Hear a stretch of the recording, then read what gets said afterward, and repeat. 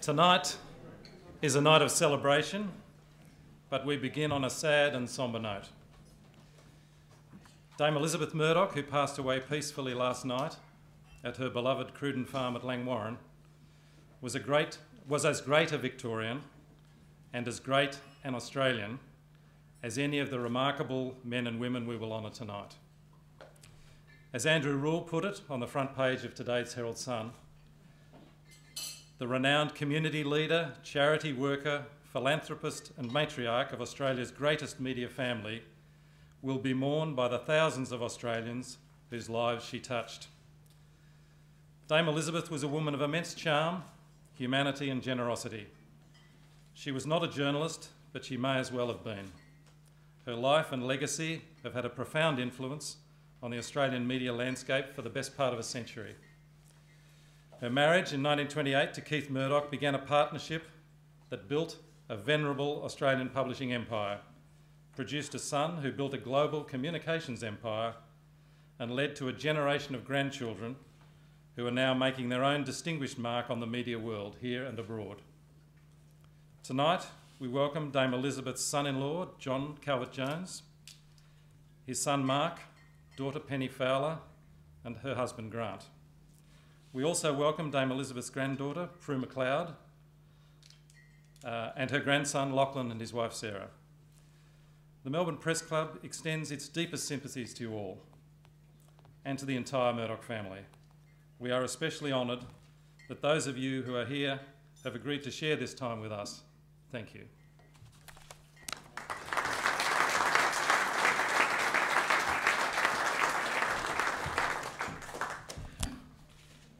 Sorry about that. Good evening and welcome to the inaugural Melbourne Press Club Hall of Fame dinner. It's great you could all join us. It's going to be a fantastic evening. For those of you who don't know me, I'm Michael Rowland. For sins committed in a previous life, find myself on the committee with the Melbourne Press Club. I'm also the co-host of ABC News Breakfast, and yes, I am working tomorrow morning. So I have a bit of self-interest in making sure this event doesn't drag on too much, unlike a certain other event the Melbourne Press Club hosts every year. Now, it's fantastic to see such a big and diverse collection of our media community here tonight. All the heavy hitters are here. It's actually quite intimidating being up on this stage. We have Peter Blunden and Kim Williams from News, Andrew Holden from The Age, Eddie Maguire's here from Channel 9. And you know it's a big night when Virginia Trioli turns up. So good evening. Good evening, Virginia. I don't see much of Virginia these days. Good evening. I'd also like to offer my personal sympathies to the Murdoch family. It's very interesting. We obviously spoke a lot about Dame Elisabeth on the show this morning, and we're all quite taken aback by the outpouring of sympathy from viewers from all walks of life, all states, not necessarily having met Dame Elisabeth, but being truly touched by the contribution she has made on Australian life and society. A very good evening to Lachlan. Now, a very bad day for Lachlan, of course, got progressively worse because Lachlan comes direct to us from the Network 10 AGM, which from all accounts wasn't exactly a barrel of laughs, so we hope we can provide you with some light relief tonight, Lachlan. It's very good to see you. We have some truly remarkable people to induct into the Hall of Fame tonight. They span everybody from police reporters to war correspondents to cartoonists, and even a former Prime Minister is in the mix. Some of you may have noticed from the paraphernalia that the first inductees plied their trade in the first 100 years of Victoria's history. So if we add the dots, that means there'll be no personal appearances tonight from the inductees. They've all sadly gone to that great newsroom in the sky, but we have prepared some fantastic video tributes which feature some of our modern-day journalistic legends paying tribute to the first inductees. Of course, the decision will become a bit trickier in coming years when we start inducting modern-day people into this Hall of Fame. The judges will have to choose between, for instance, a John Fane, a Neil Mitchell, a Laurie Oakes or a Michelle Grattan, or dare I say, in editor stakes, a Peter Blunden or a Bruce Guthrie. We may need a real judge to decide that one.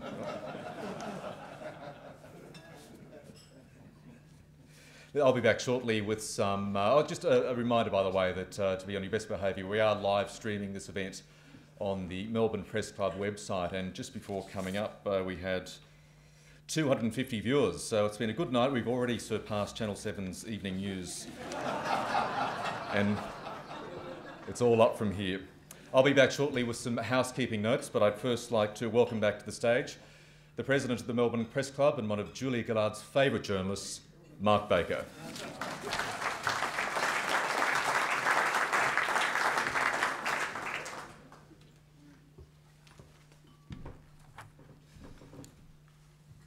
Thank you, Michael.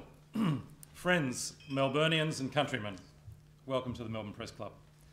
Tonight we gather for an occasion that meets two of the primary objectives of our club: to promote the enduring importance of great journalism to the vitality of our democracy, and to promote fellowship amongst the practitioners of our craft. In this increasingly competitive media world, we seek to celebrate the things that unite us and rise above the often petty grievances that don't. As we launch the Victorian Media Hall of Fame and announce the first 20 inductees, it is a real pleasure to have with us some of the finest journalists of our time. Princes of print, queens of screen, and masters of the mic, indeed. And amongst us, certainly, there are a number who have already earned and will take their place in the ranks of our Hall of Fame. Of course, you know who you are, and so I don't need to mention you by name, and please don't stand up yet.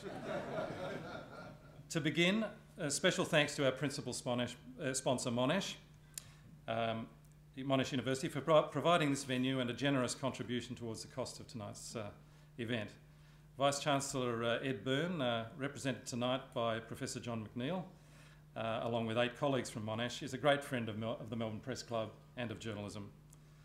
A special welcome also to our guest speakers, Geoffrey Blainey, Ranald Mcdonald and Lachlan Murdoch.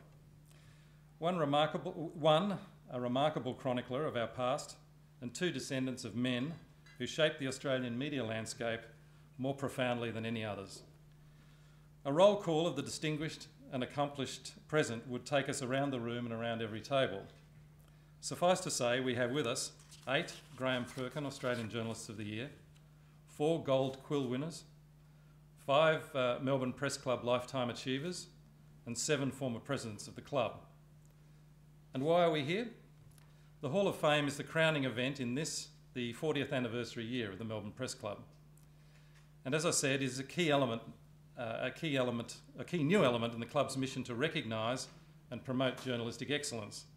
A commitment that began 30 years ago with our co-hosting of the Graham Perkin Australian Journalist of the Year Award, followed by the Young Journalist of the Year and the Quill Awards for Excellence in Victorian Journalism.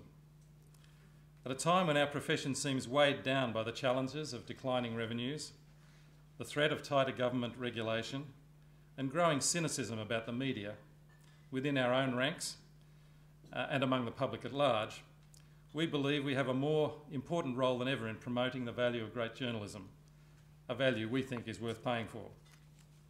At a press club lunch last week, News Limited Chief Kim Williams, who we are pleased to have with us again tonight, delivered a rallying call for a profession that seems unsure of itself and its future.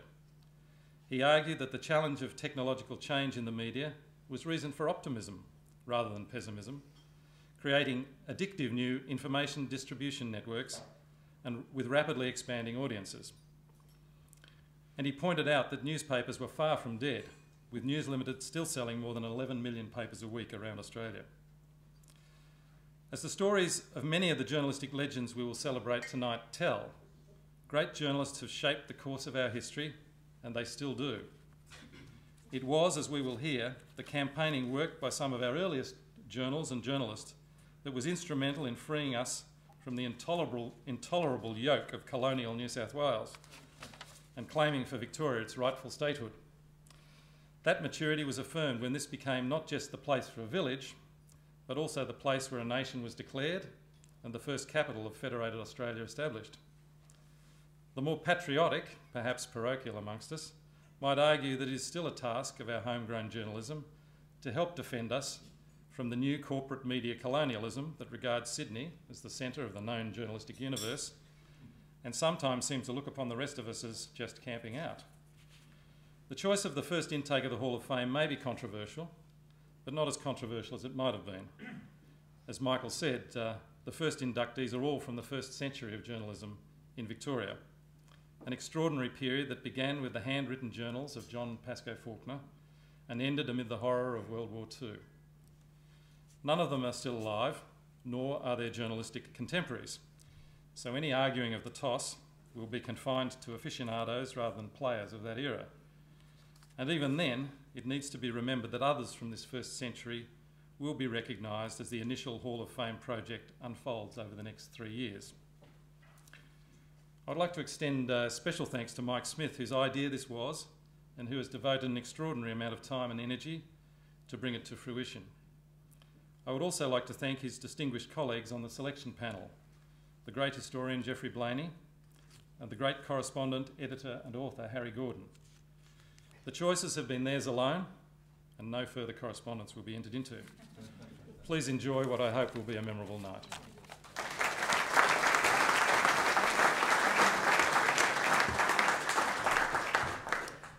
Thank you, Mark. I've learned quite a few things in my very brief time on the Melbourne Press Club Committee, one of which is that the committee is, as Mark said, populated by truly great people from all the media here in Victoria.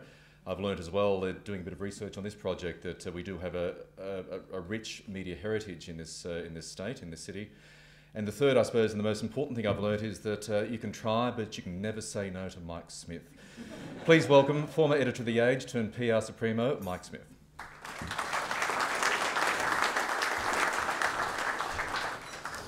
Thanks, Michael. And I've just got 4 or 5 quick points before we start naming names. I'd also like to acknowledge my fellow advisory panel members, Geoffrey, Blaney and Harry Gordon. They've done a tremendous amount of work in the last 12 months. They were our first choices for this piece of work, and we were thrilled. They were both happy to have their arms twisted.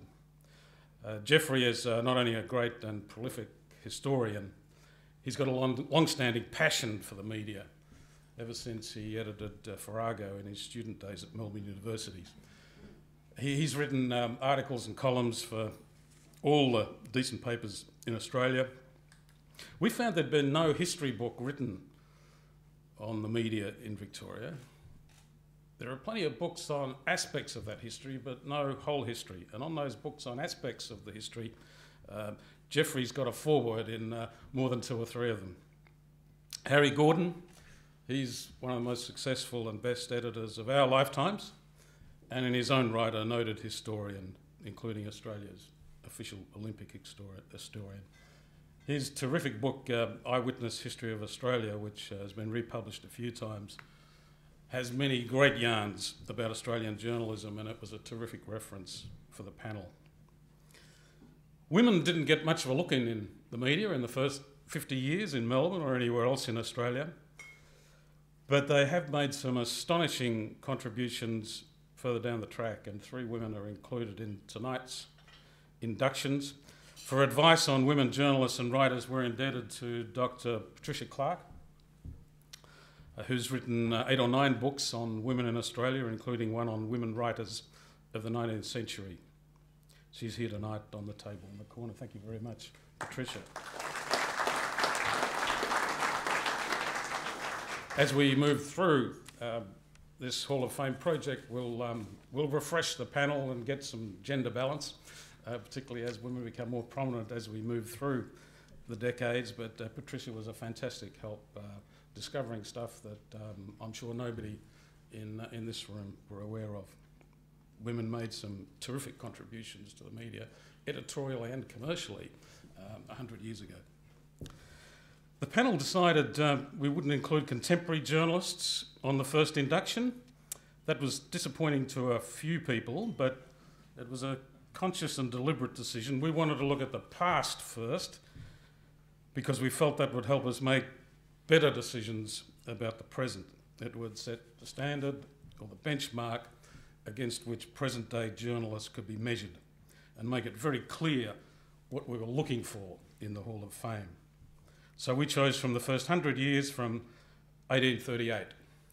We haven't finished with that period yet. We may well have more people from that first 100 years in the second and third inductions. The panel has very broad criteria.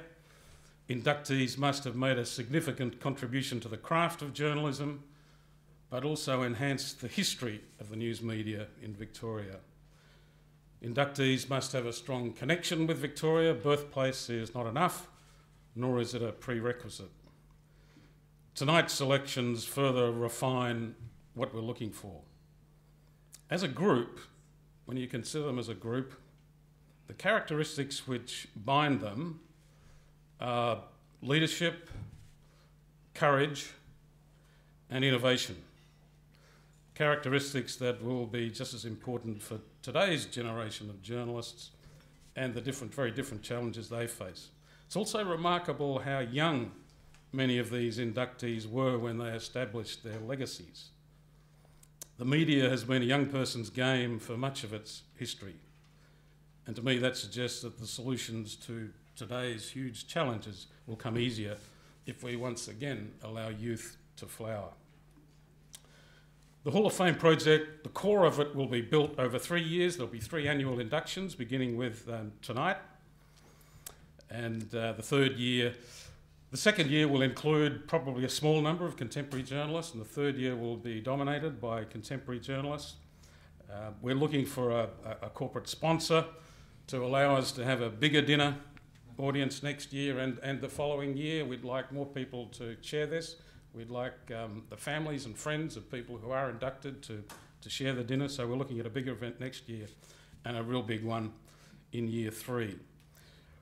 We're also looking to establish some kind of physical Hall of Fame in an appropriate public space where people can reflect on the impact great journalism has had on Victoria, and perhaps where members of the Press Club can occasionally gather for functions and a dash of inspiration from their journalistic heroes.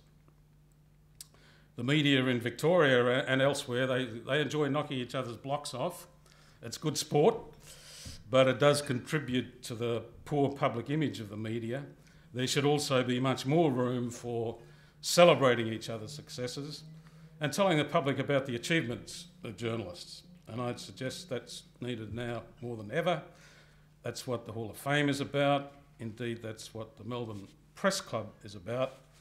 And finally, I'd ask you all to consider sending in your nominations. Hall of Fame at melbournepressclub.com. I can't think of a better group to get nominations from. They'll all be considered seriously. We want nominations. Send them in, and then if they're considered, you can't complain that someone was left out. So please let us know who you think should be inducted into the Hall of Fame in the next 2 years. Thanks very much.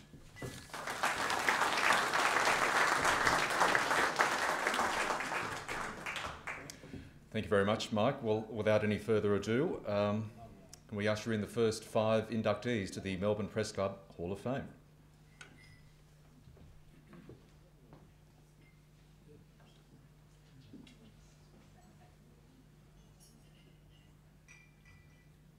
John Pascoe Faulkner. Faulkner published the first newspaper in Victoria, the Melbourne Advertiser, on the 1st of January 1838. The first 9 editions were handwritten and distributed at Melbourne's first pub, also established by the pioneer settler from England via Tasmania. Victoria's first newspaper was written by hand. They ruled the page, and using the quill, I don't think he had a steel nib in those days, using a quill and ink, wrote the first 9 editions of the Melbourne Advertiser. Well, then he was just starting work on the 10th, writing by hand, in between pulling beer. Busy man, John Pascoe. When the press arrived, old press, with wooden print, and so he moved from handwritten newspaper to an actual printed product. The Advertiser eventually became part of the Argus, which was published until 1957. Faulkner also established the Launceston Advertiser and the Geelong Advertiser, the oldest surviving paper in Victoria. Edward Cunningham. Cunningham began his career as an office boy of the Bendigo Advertiser and ended it as a distinguished editor at the Argus, rewarded with a knighthood in 1936. Along the way, he worked as a proofreader, political journalist, court reporter and police roundsman. He showed characteristic initiative in 1880 when Ned Kelly, just captured and badly wounded, was being transported to Melbourne. And of course there were huge crowds gathered at Spencer Street, waiting to see the wounded bushranger taken off on a litter and carried away to hospital or to jail. But one reporter only was smart enough to realise that the police then, as they probably would today, would put one over the public and take him off earlier, not take him all the way to Spencer Street Station, now known as Southern Cross, but would in fact take him off at North Melbourne. Now this young reporter, he was just 20 years old, he'd just come up from Tasmania, and his name was Edward Cunningham, and he just started at the age at the time, and he thought, I will go to North Melbourne and take a punt that they take him off there. And guess what? They did. They took Ned Kelly off to North Melbourne, and Edward Cunningham, 20 years old, brand new reporter at the age, got the scoop, the police round scoop of the century. His reports of the Kelly trial were described as masterpieces of meticulous yet dramatic journalism. Damien Parer. Parer was one of Australia's best-known combat cameramen. An official movie photographer for the AIF, he decided early to film as close to the action as possible. He was on board HMAS Sydney when it sank the Italian cruiser Bartolomeo Colleoni and covered battlefield action in Greece, Syria and the Western Desert. By mid-1942, Parer was in New Guinea, where he filmed some of his most famous sequences. It's an uncanny sort of warfare. You never see a Jap even though he's only 20 yards away. They're complete masters of camouflage and deception. I should say about 40% of our boys wounded in those engagements haven't seen a Japanese soldier, a live one anyway. His documentary, Kokoda Front Line, won an Oscar. He died on the Pacific island of Palau, shot walking backwards as he filmed a group of Marines advancing under fire. Well, Damien's a difficult person to pin down. I think a lot of people have written about his Catholicism, about his devotion to the Australian soldiers, but as a cameraman myself, what I'm always interested, and I've always been interested about Damien, is his way of telling a story with the camera. And if you look at the body of his work, he's quite extraordinary for his time. I think by the end of the Second World War, undoubtedly, he was the best war photographer of the Second World War. Alice Henry. Alice was almost certainly the first woman journalist in Australia to be taken onto a newspaper staff and trained on the job when she joined the Australasian in the 1880s. She became one of Australia's most prominent feminists and social reformers. Her journalism championed the causes of juvenile courts, women's hospitals, proportional representation, epileptic colonies, care for the handicapped, and labour reform. In 1905, she went to the United States for 30 years, achieving prominence as secretary of the Chicago branch of the National Women's Trade Union League and editor of the League's journal Life and Labour. Alice Henry was remarkable because in the early 1800s, she was doing something that journalists still hanker to do today. She established her career here in Australia. She took off overseas for the great promised land of the United States, where she made herself a very fine career, where she managed to publish books, and where she became an agent for social change, and where the causes that she championed, you actually could see some effect, or at least some turning around of the public discussion and the public understanding of those issues that she became a champion of.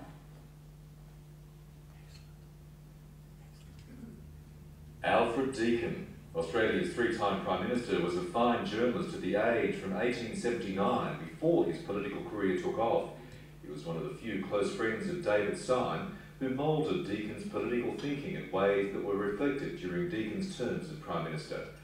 Deakin helped persuade a sceptical Syme to support federation, an important step towards public acceptance. I mean, Deakin will be primarily remembered as a Prime Minister, but I think he also ought to be remembered as one of those people who wanted to establish something new and something different in Australia. While they admired many things British, they didn't want a replica of Britain. Deakin's gift for words was reflected in his outstanding oratory. Perhaps the most astonishing aspect of Deakin's journalism career was that for 11 years he was secretly writing Australian political commentary for the London Morning Post under a pseudonym, including while he was Prime Minister. Anonymous. Otherwise, the Prime Minister reporting on his cabinet colleagues probably wouldn't have gone down too well. But for whatever I've been able to read, it was a very valued column, telling people what was happening at this end of the earth.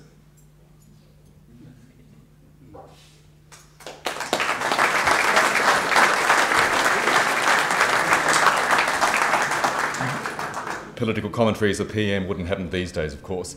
That's it for the first 5 inductees. I'll be back in about 45 minutes or so with the next 10, but the meals are about to be served. Please enjoy, and we'll be back shortly.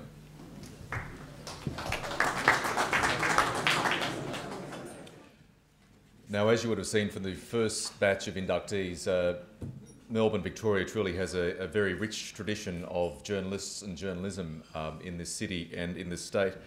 A robust press has, over the years, helped shape Victoria and helped keep those in power accountable and honest, at least most of the time. Our next speaker knows the Victorian story inside out. Can you please welcome one of the country's most distinguished and prolific historians, Professor Geoffrey Blainey.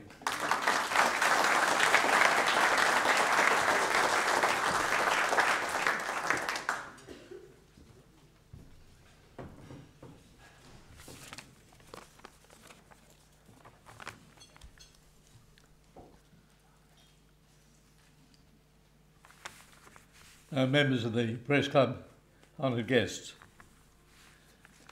The mass media is being turned inside out in this digital era. The word digital is new to me, I should add.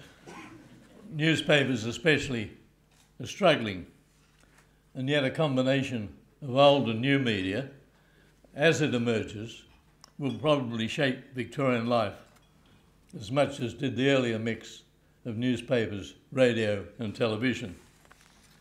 Victoria's history was shaped by the media to a degree that is now forgotten. Victoria won independence from New South Wales in 1851 after Melbourne and Geelong newspapers had campaigned for it. When the rush to the Victorian goldfields began, the press advised diggers where to go and where to buy picks and shovels, flour and sugar. In that era, the front page of every newspaper carried nothing but advertisements.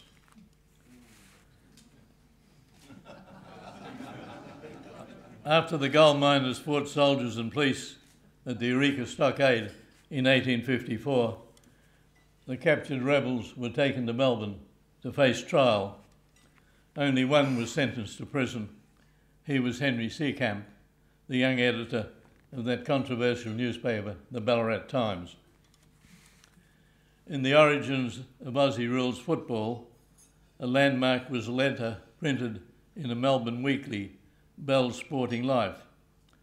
The letter was written in 1858 by Tom Wills, a champion cricketer born in Australia but educated at rugby school.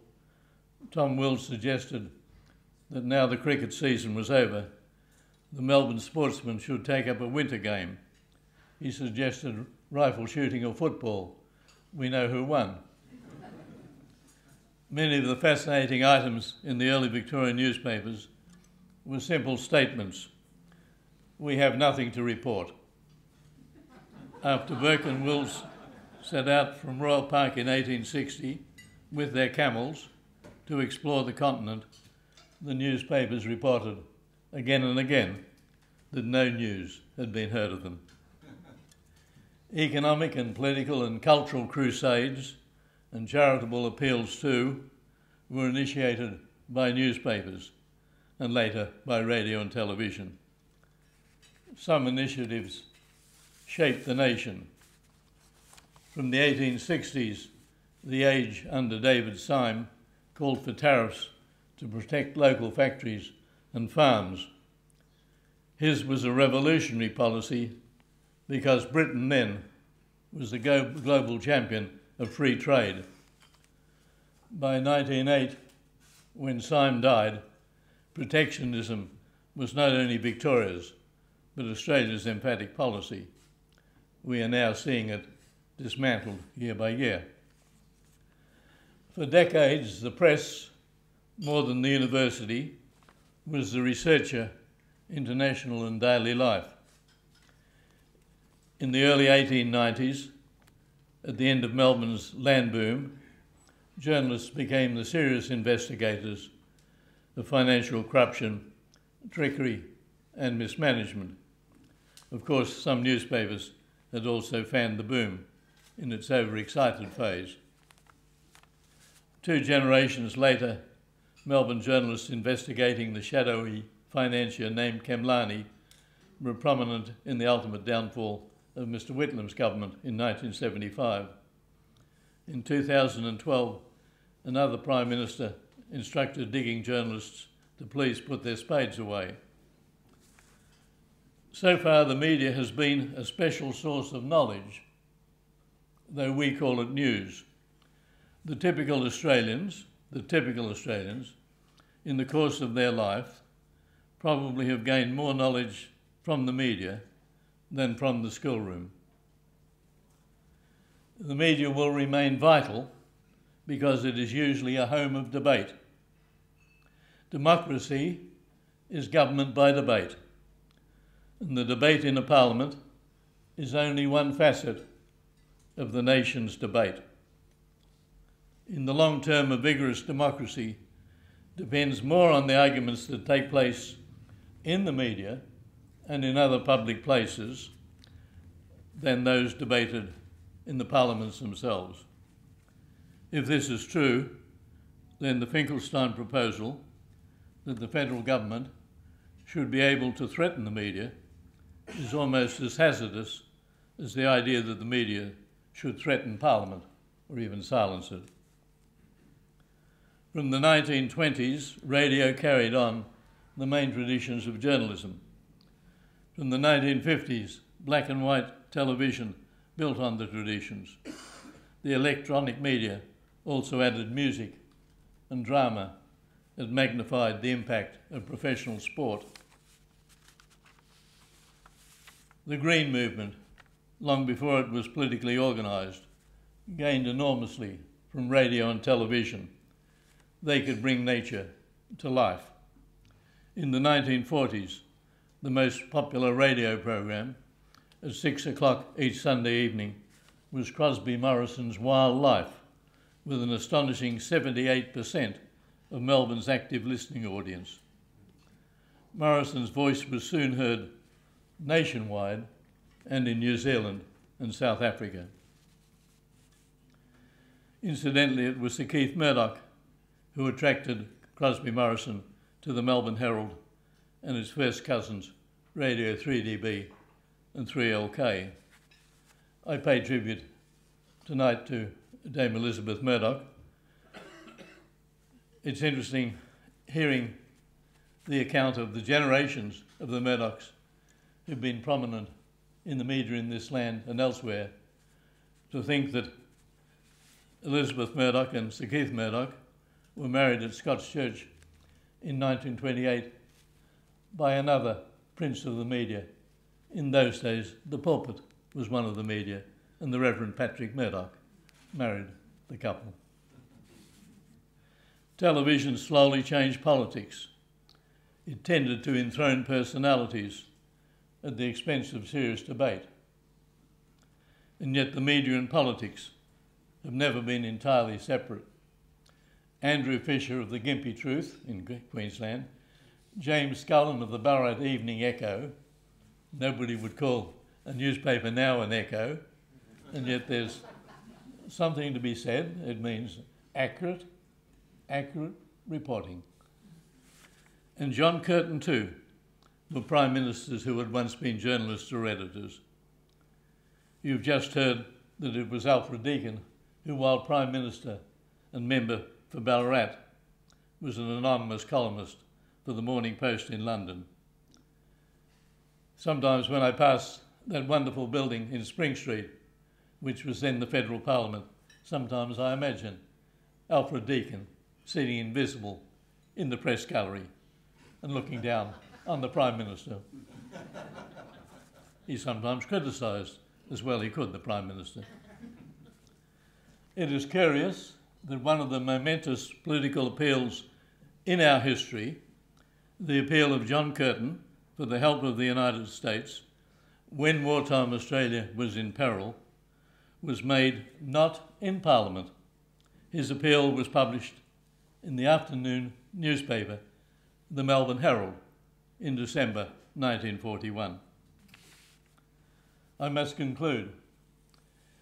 In setting up the Media Hall of Fame this year, the Melbourne Press Club argued that the contribution of the media to the history of this state and nation should be widely known. Every profession, every calling has its defects, and mine certainly has. The media, because it has to meet deadlines and often report controversial events, has perhaps more than its share of imperfections. This is all the more reason why Australians should acknowledge those thousands in the media who, living and dead, did their best. It must also honour the few whose best was superb.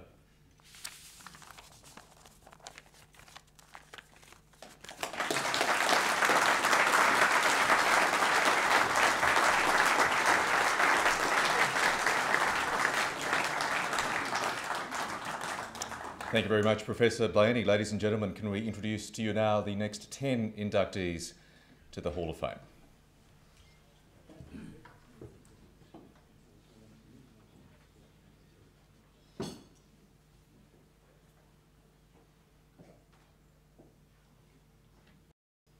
Dyson. Will Dyson was the first in an impressive line of Australian political cartoonists to win international acclaim. He was the sharpest satirist of his day. A committed socialist, he portrayed the working class as people with pride and dignity, while lampooning capitalists by describing them with potbellies, spats and a cigar. In England, G.K. Chesterton said, "Mr. Dyson is a man of genius." And an admiring critic in the Daily Sketch said Dyson was the biggest thing Australia has produced. Dyson was also Australia's first official war artist. He portrayed Australian soldiers in France with great empathy, often depicting their sardonic humour in the face of despair and exhaustion. What's interesting about his stuff was he never did any huge set-piece battles. He just did a really intimate portrait of the war and the horror, but completely on the human scale. And a lot of people think that his best work came in this period. And it's a delicacy of touch, but a remarkable intelligence too at the same time.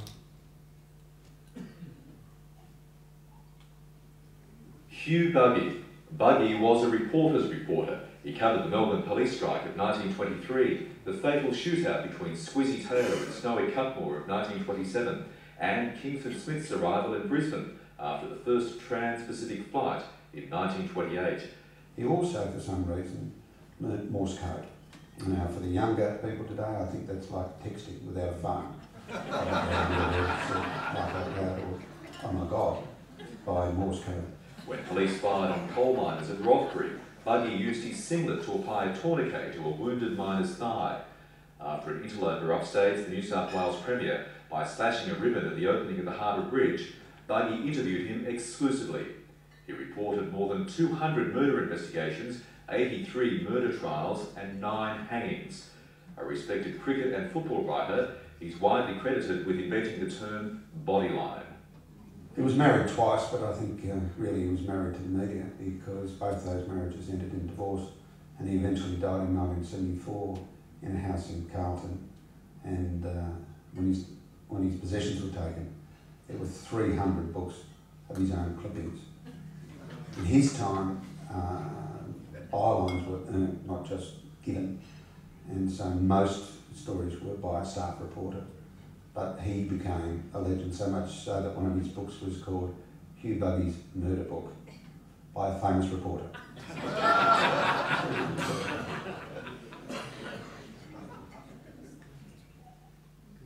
John Stanley James, the Vagabond. James, aka Julian Thomas, but famous for his vagabond byline, practiced immersion journalism more than a century before the term was coined. His fly-on-the-wall pieces inside Melbourne institutions such as lunatic asylums, hospitals and other institutions were the talk of Melbourne for their detailed descriptions, their revelations and anonymity. He began one piece on the Kew Asylum like this: "The angel of death hovers continually over Kew, but he brings no terror with him. Death is relief to many of these poor lunatics." He was said to possess a charming audacity. He went places. I mean, he spent a month in Pentridge. He spent a night in the dark cell at Pentridge. He went and covered wars in the Pacific. He was brave. As that generation of journalists were, they were adventurers. He did all that, and he expressed himself in a clear way. He's not hard to read, and it seemed that each time he did one of those big exposés, the subsequent publicity which was drawn to them vindicated what he'd written. Alan Moorhead. Moorhead was renowned as a correspondent for his coverage of World War II campaigns in the Middle East and Asia, the Mediterranean and Europe, as well for his Nile series African trilogy, his biography of Field Marshal Montgomery, and his history Gallipoli. The critic Clive James wrote of African trilogy that it was perhaps the best example of Moorhead's characteristic virtue as a war correspondent. He could widen the local story to include its global implications. James, in fact, rated him a far better reporter on combat than his friend Ernest Hemingway. When journalists become famous, it's usually because of something they disclose. Alan Moorhead became famous because of the way he wrote. He was the master of the graceful sentence. He made it look effortless, except it wasn't. Moorhead was the true Renaissance man, world traveller, naturalist, historian, but above all, we should remember him for his words. A young journalist could do much worse than try to write like Alan Moorhead.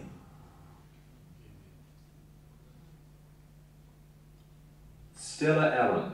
The New Zealand-born Stella Allen was the first female parliamentary reporter in Australasia and one of the 3 Women Foundation members of the Australian Journalists Association. She survived a ban by the all-male Parliamentary Press Gallery in Wellington to become one of the most influential female journalists in Australia after she moved to Melbourne and edited the women's pages of the Argus for 3 decades until 1938. She pioneered the development of women's pages, attracting readers and advertisers with a mix of domestic topics and community welfare issues. She requested letters from readers seeking advice, and they came in their thousands, establishing a standard feature in women's pages and magazines.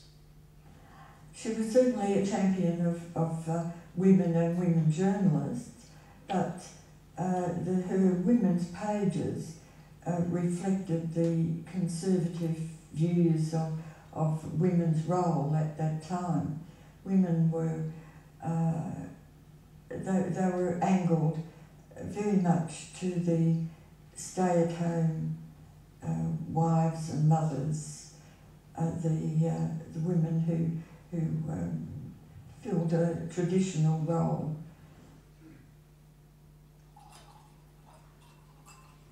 George Morrison.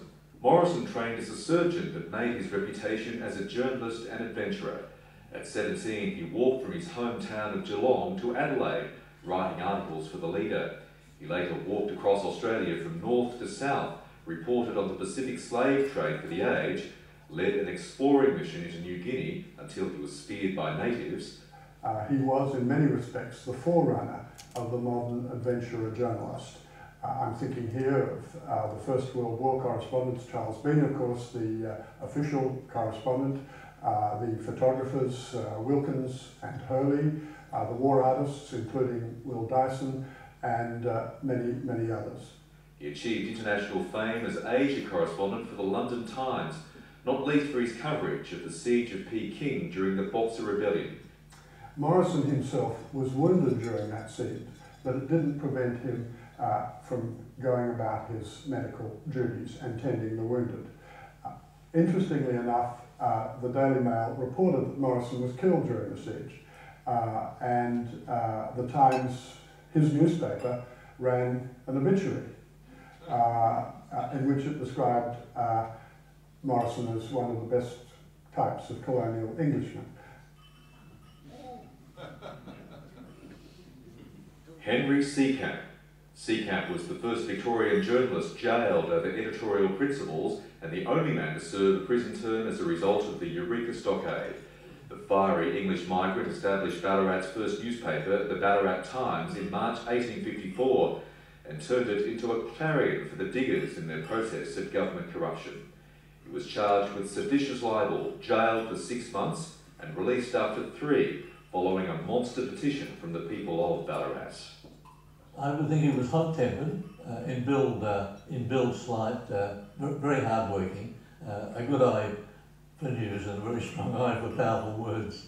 Yes, he was fearless, obviously a good reporter of local events as well, and he was the one that Lola Montez horsewhipped because he accused her of immorality. Joseph Melbourne. Melbourne was one of the boldest, most enterprising reporters of his time. He was there at the at the wounding and capture of Ned Kelly. He dragged Ned Kelly inside, secured an exclusive interview with him, got to the Telegraph, which was essential in those days because the stories went quite a while, scooped the opposition with his story of the Kelly gang's last stand.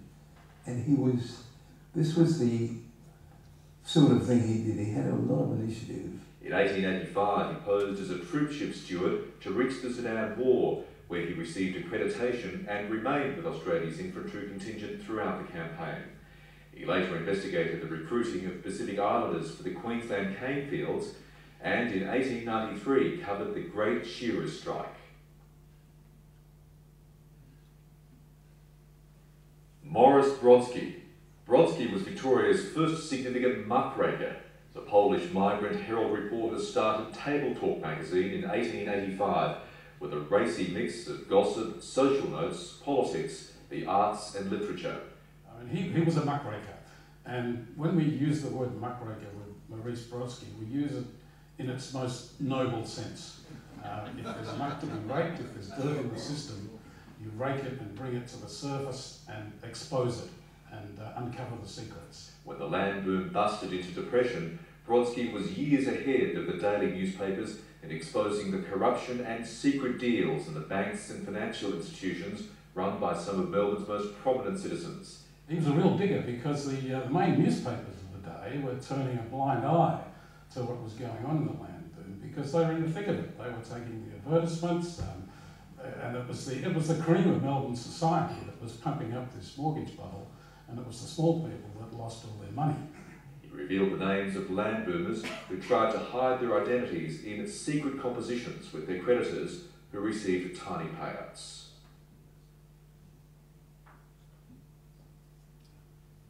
David Syme.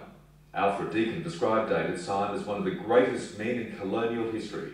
He was the most powerful journalist in Victorian history. As publisher and editor of The Age for 50 years from 1860, he helped shape government policy on protection for Victorian industry, which created the state's powerful manufacturing base. He campaigned successfully for land rights for settlers, rights for workers, old age pensions, consumer protection laws, and a host of other progressive policies. He was known as King David for his influence in the appointment and removal of premiers and ministers.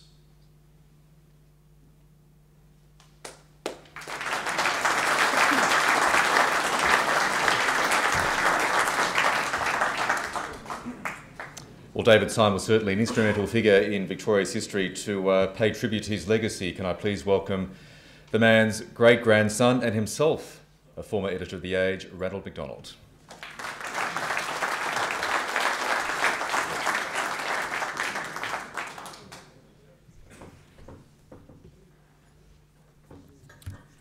Members of the Melbourne Press Club and guests, we have, all of us, a feeling of loss with the death of the remarkable Dame Elisabeth Murdoch.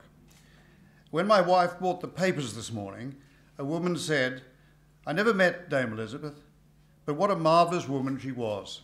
She should have lived forever. And so say all of us.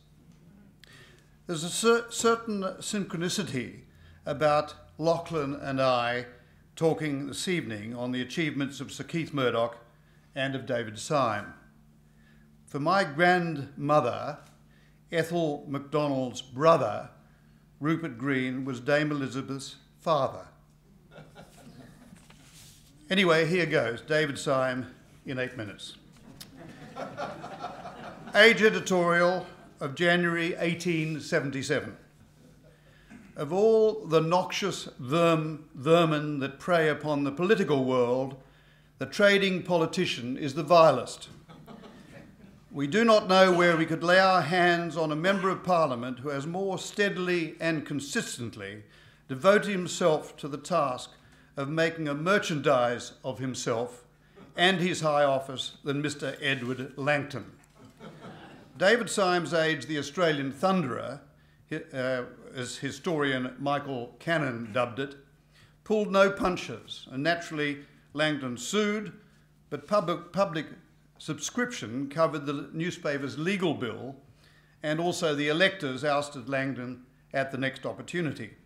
So today's leader writers are mild-mannered Clark Kents by comparison. Syme was definitely a Superman of the 19th century. His career shared some of the characteristics of that era: confidence, strong opinions, entrepreneurship, and tumultuous social and political change. David Syme was 10 when Queen Victoria ascended the throne and outlived the monarch by 7 years. He was recognised by his contemporaries as an embodiment of the spirit of the time. He was also, as the Sydney Morning Herald observed, and I quote, a warm friend, a strenuous partisan, and a fierce adversary. As a writer and a maker of writers, the Sydney Morning Herald said, he aimed at compactness, a crystal clearness of expression, and his critical faculty was highly developed. No slovenly writer could exist on the Age in its day of might. Strong, terse, virile argument was the sole end of speech for Mr. Syme, and was in virtue of that ideal he made so indelible an impression on Australian journalism. End of quote. Yet David Syme did not start out to be a newspaperman or one of the most significant movers and shakers in the politics of the colony of Victoria.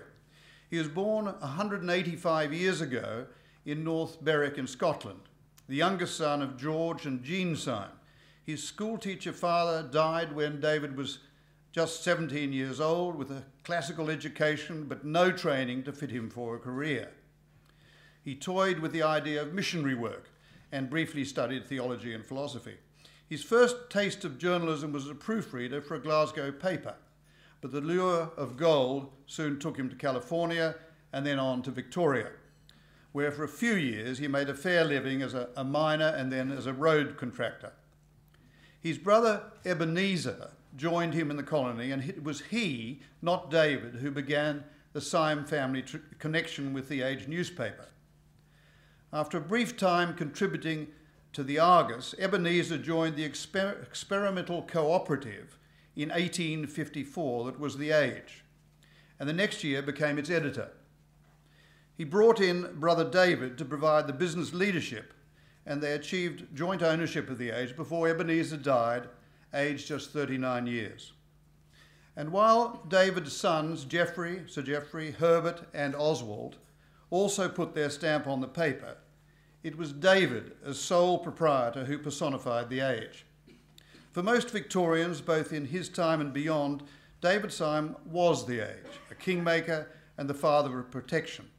For 48 years, David Syme's voice was heard on the great social and political issues of both Victoria and the emerging Commonwealth, where, for example, his ticket of 10 delegates were all chosen to represent Victorian interests at the 1897 Federal Convention.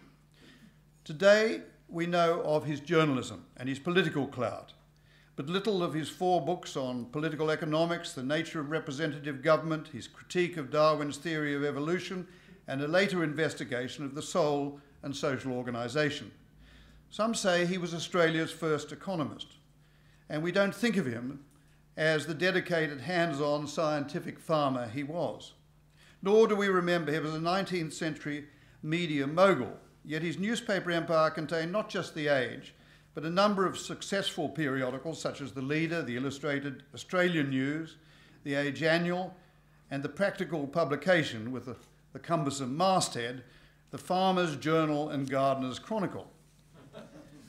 Like a good leader, he gathered around him a stable of talented, intelligent men to help him expand the empire. Alfred Deakin, and we've heard of him, of course, Charles Pearson, James Harrison, Arthur Windsor, and there were many more.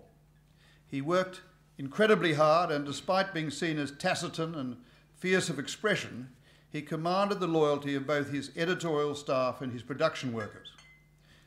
The media historian Elisabeth Morrison has forcibly argued that past concentration on Syme's political influence and The Age has obscured his achievements as a newspaperman whose business acumen was important in the formation and growth of the Australian daily press. He was bold in business as well as forceful in words. When advertisers deserted him because they didn't like his editorial stance, he slashed The Age's cover price and doubled its circulation. And then the advertisers came back. He used that tactic twice, so that the sixpenny Age of the 1850s, with a miserable circulation of a couple of thousand, had by the turn of the century grown to a paper of power, selling 100,000 copies or more at a penny a time. He had marketing savvy, sure, but he also knew how to harness new technologies to build his business. Syme installed the first rotary press in Australia, which allowed mass production, enabling the attractive cover price. He tried, unsuccessfully, to set up a cable news service when the overseas cable connection was made in 1872. He persevered and finally launched his own service to compete with the Australian Press Association.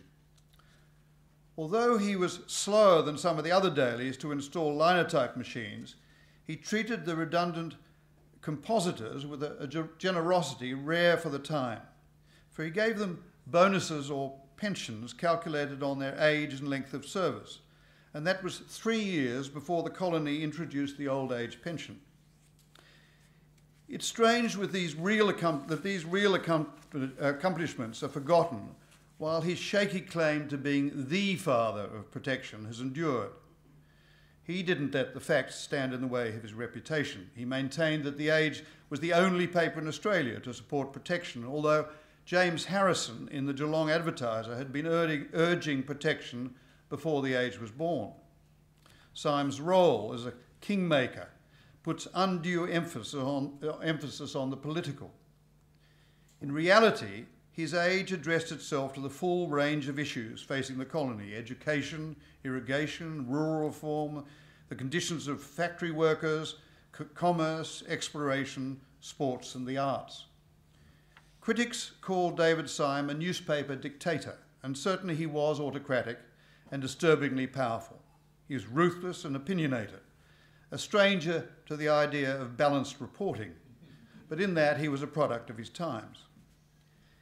But in his sophisticated understanding of how the newspaper business worked, in his commitment to social justice and equality, in his pursuit and persistent pursuit of those in public office who sold their integrity to the highest bidder, we see something else.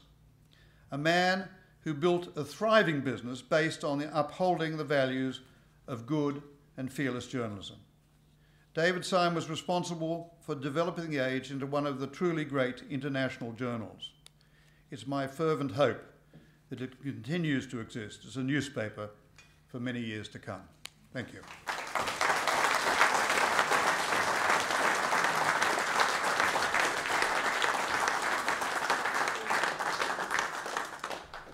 All right. Those opening titles of ABC News Breakfast are creeping ever closer, so we shall push on tonight.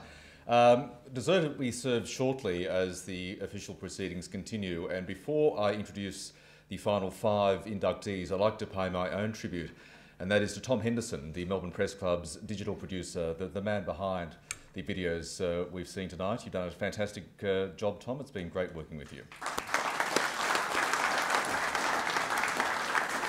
And without any further ado, can we introduce the final 5 inductees to the Melbourne Press Club Hall of Fame?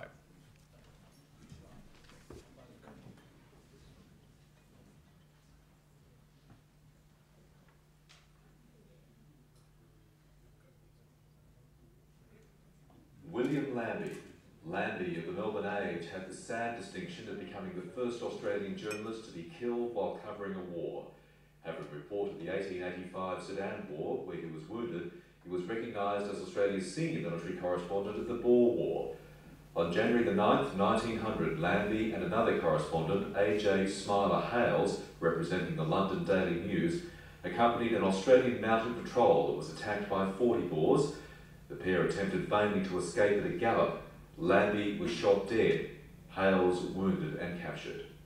Well, clearly, as we've seen in both Sudan and in the early stages of the Boer War, he was someone who was determined to get in front of the action, to be there, to get his dispatches out. And of course, it was a huge challenge for journalists to get their work via cables and what have you back home for publication. And clearly, he took risk. He took risk in Sudan and was wounded, and again was out in the front of the action and doing his work when he was in that ambush in which he died.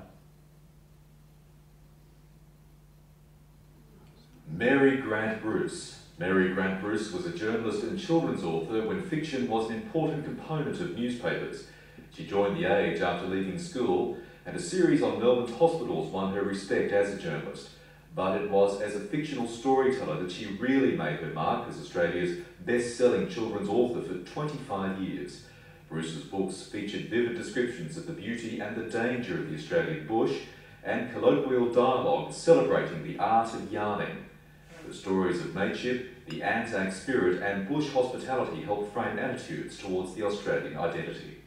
She was very direct. Her writing style was very direct, and I think that's what made her a good journalist, as well as being making her Billabong books a bit atypical of the sort of children's novels that were late Victorian, very sentimental, like Ethel Bruce with her 7 Little Australians, which was a terrible sob story. The Linton family of Billabong books were very plucky, practical, rural, sort of just kids that go along with life. And in many ways, that's what Mary Grant Bruce's writing was like. It was very straight, simple, it was direct, and again, that was something that really appealed to her Australian audiences. Donald Macdonald. Macdonald excelled in 3 arms of journalism: as a war correspondent, as a sports writer, and as a commentator on natural history. His obituary in the Argus said he was probably the most widely known journalist in Australia. As observer, he wrote knowledgeably about cricket and football for the Argus, and for 40 years travelled overseas with every Australian cricket team. The Argus said it was not too much to say that he revolutionised cricket writing with his vivid descriptions and colourful commentary. He was the first of the cricket correspondents in Australia to really depart from the old-fashioned model, which was to report basically what happened every ball. It used to be ball 1 hit for 4, ball 2 hit to mid-on, no run, ball 3 wicket. Well, Mcdonald was the first to challenge that paradigm. He wrote long descriptive passages, he wrote about the ground, he wrote about the crowd, he wrote about the occasion, and he wrote about the players' characters. He was a very gifted writer in that respect. Separately, his gentle reflections on nature were said to have influenced a generation. He was also the first Australian correspondent at the Boer War.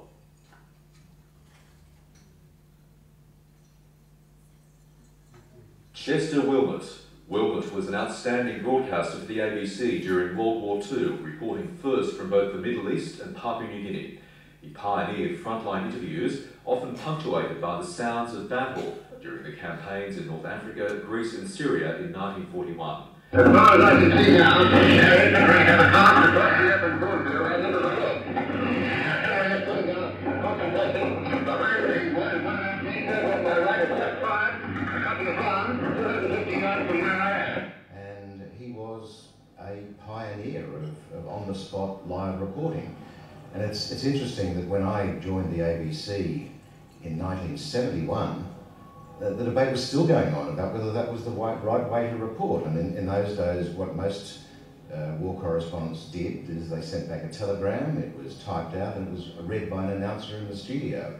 And as I said, when I joined the ABC in 1971, that debate was still going on, and I learnt about what Chester had done during the Second World War, and I listened to some of those broadcasts, and it quickly swung me to the side of real on-the-spot reporting with actuality. Later, covering the Pacific War, he accompanied Australian troops during bitter fighting along the Kokoda Track. In 1944, reporting for the BBC, he landed in Normandy by glider on D-Day. His 1952 book, The Struggle for Europe, received wide acclaim.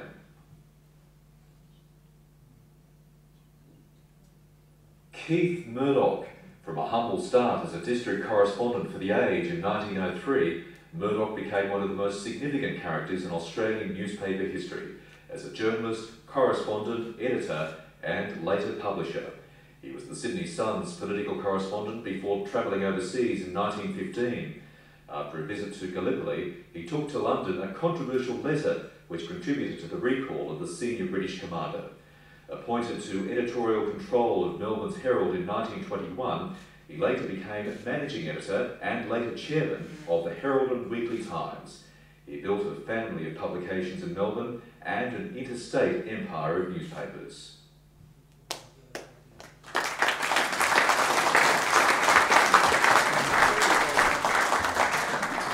Well, of course, that interstate empire has got slightly bigger over the last 60 years. To pay tribute to his grandfather's achievement and to celebrate the life of Dame Elisabeth, please welcome Lachlan Murdoch.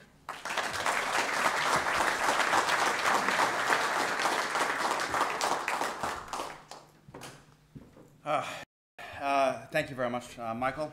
I should first just start by thanking everyone for their very kind condolences and well wishes for both Dame Elisabeth and for the whole family. And I know I speak on behalf of my whole family in thanking everyone for their, I said that their very warm wishes.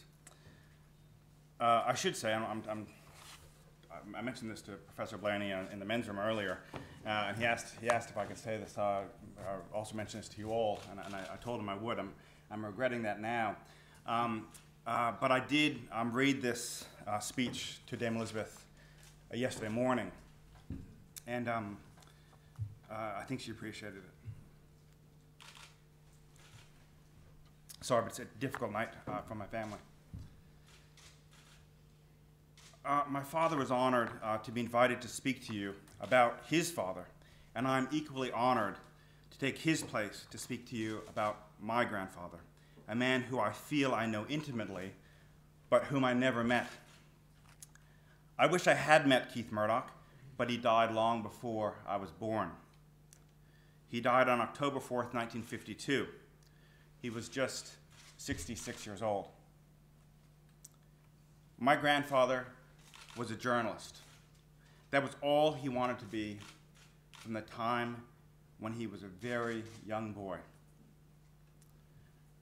That was despite the fact that my grandfather was painfully shy and had a serious and often debilitating stammer, so serious that when he went to the railway station to buy a ticket, he had to give the man who sold the tickets a handwritten note.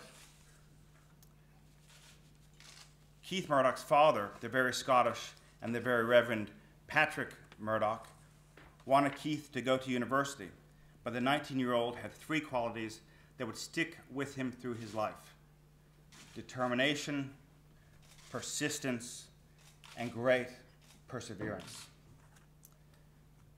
So despite his father pushing him to follow a different path, and after putting in a lot of hard work, he got a job at The Age. Another Scotsman, David Syme, who we've also honored here tonight and who saved The Age from bankruptcy, was so impressed by the young Keith Murdoch shorthand that he offered him a casual job as the Malvern district correspondent at the grand freelancer's rate of a penny, halfpenny a line. For 4 years, Keith worked day and night reporting everything that moved in Malvern, lifting the local circulation and saving every penny he earned until he had saved enough money to sail steerage class to England. Now, at a halfpenny or halfpenny a line, that's a lot of column centimeters. But he went to England for two reasons. One was to advance his career as a journalist, and second was to find a way to cure his stammer. Now, if you saw the movie, The King's Speech, you will know about Australia's Lionel Logue, the speech therapist who cured the future King George VI of his stammer. Perhaps due to his stammer, Sir Keith spent 3 years unsuccessfully trying to find work as a journalist on Fleet Street, where he felt he could truly learn his trade. He failed to find a steady shift, but after 3 years of speech therapy with Lionel Logue, his stammer had improved dramatically. Determination, persistence, and perseverance. My father credits Lionel Logue for saving my grandfather's dream of a life in journalism. But I credit Sir Keith and the strength of the young man's character. Elocution improved. He came back to Melbourne and became the parliamentary reporter for The Age. A few years later, he helped found the Australian Journalists Association. After the First World War broke out, my grandfather was on his way to London when the government commissioned him to go to Gallipoli on the pretext of investigating complaints from the troops about the Australian Imperial Forces mail service. The truth was the Australian government wanted to find out from a reporter that they knew and trusted what was really happening on the Gallipoli Peninsula. Appalled by what he and other war correspondents saw, Keith Murdoch broke the censorship contract he and other journalists had to sign. And on the boat back to London, he typed his famous Gallipoli letter to Prime Minister Andrew Fisher, praising the Australian soldiers and condemning the British command. As a result, when the ship docked in France, my grandfather had to hand himself in to a British officer, and the Gallipoli campaign was destined to soon be over. Back home in 1921, he took over editorial control of the Herald. The Herald was a small town newspaper with a circulation going nowhere. Within a year, he had breathed a fresh life into it. The Herald was easier to read, news was crisply presented, and the photographs and graphics were bigger and better.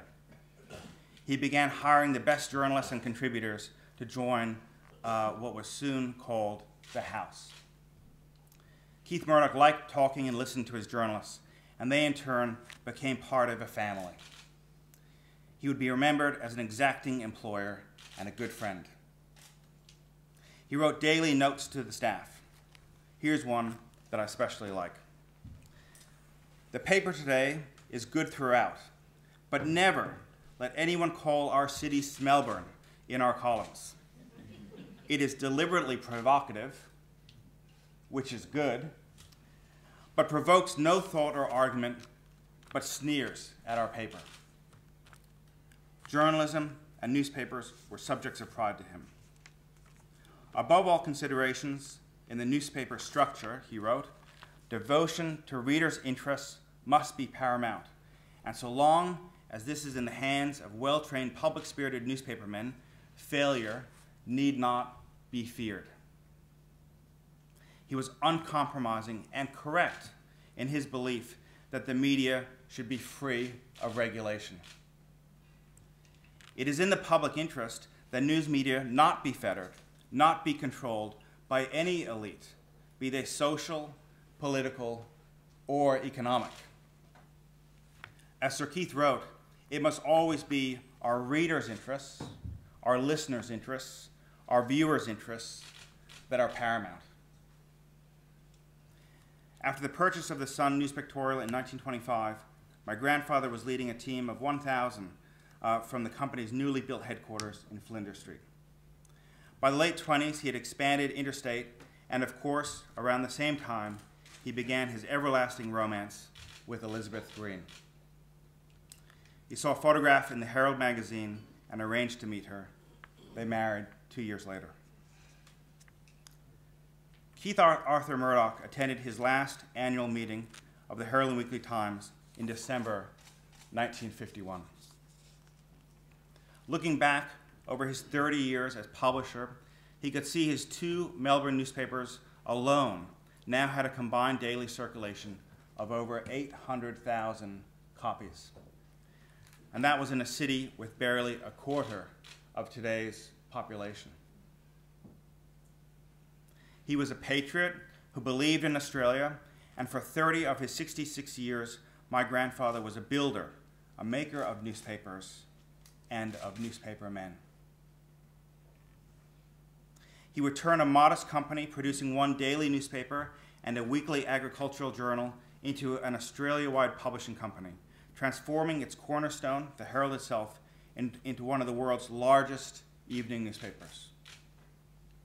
As well as being a successful publisher, he was also a pioneer of commercial radio networks and a person who at the same time was president of Melbourne's library, museum, and gallery, and would sponsor international exhibitions in the city. But Keith Murdoch, newspaperman, still had an unfulfilled yearning.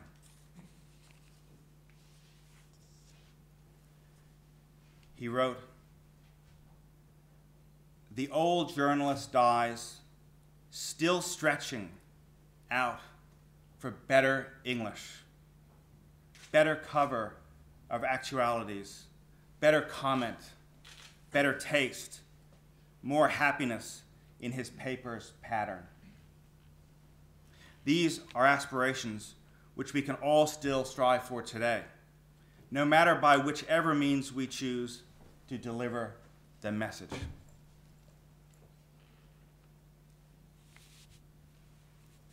Stretch out. That was my grandfather's motto for success, and he did. Thank you.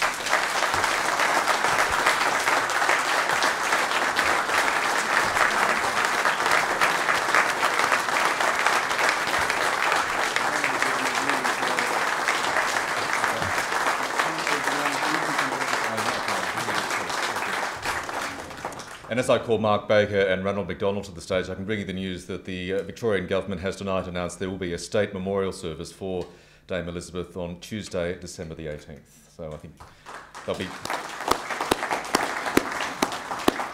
they'll be packed to the rafters for that one, gentlemen.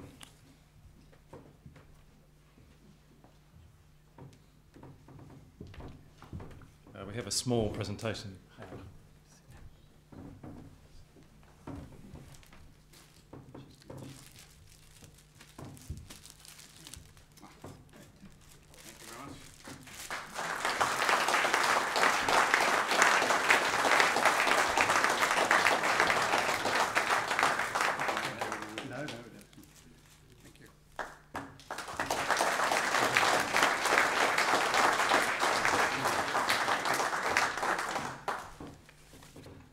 Thank you again to Lachlan and to Ranald.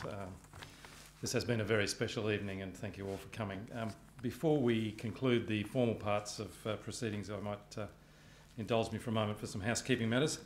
I'd like to extend some further thanks to Michael Rowland for bringing his early bird anchoring skills to the night shift, and for his work with Tom Henderson and Duska Sulicic in crafting our video presentation. Thanks also to the staff at the State Library of Victoria for many of the images that we used tonight. Thanks also to our star-studded management team for making the night a reality. Carolyn Jones, Kate Handley, who held back her maternity leave above and beyond the call of duty, and Leanne Lane. Membership of the Melbourne Press Club is open to anyone with an interest in the media, and if you're not a member, please join us. Membership is still just $66 a year, a real bargain. And you can recoup that with a number of discounts on a host of events next year. The members' discounts for the Quills dinner, for instance, is $50, and members pay no fee to enter the Quill Awards. It's been an eventful year, and there's more to come in 2013. Apart from the Quills dinner on the 15th of March, 2 other events have been scheduled for March.